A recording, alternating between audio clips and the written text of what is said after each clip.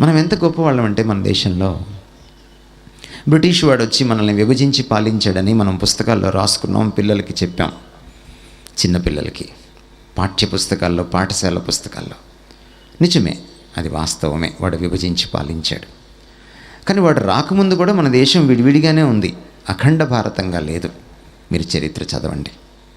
ఒక్క సంస్థానం కాదు, భారతదేశంలో వందల సంస్థానాలు, వందల రాజులు, సామంత రాజులు ఉన్నారు. కాబట్టి బ్రిటిష్ వాడు వచ్చిన తర్వాత ఒక్క దేశంగా మారింది. ఒక్క పాకిస్తాన్ విషయంలో వాడు విడగొట్టి వెళ్ళిపోయాడు.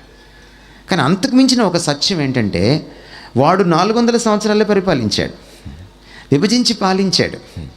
కానీ 4000 సంవత్సరాల నుంచి కులం పేరిట మన వాళ్ళు విభజించి పాలిస్తున్నారు.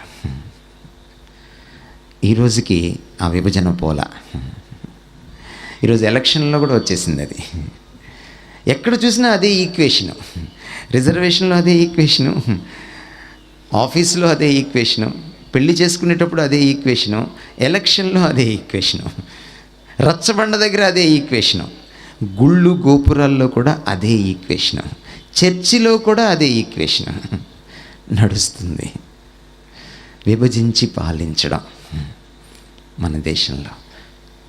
చివరికి ఎంత దూరం వెళ్ళిపోయామంటే, ఈ కులాన్ని మనకు అంటగట్టుకోవడమే కాక భగవంతుడికి కూడా అంటగట్టి కులదైవం అన్నాం మనం.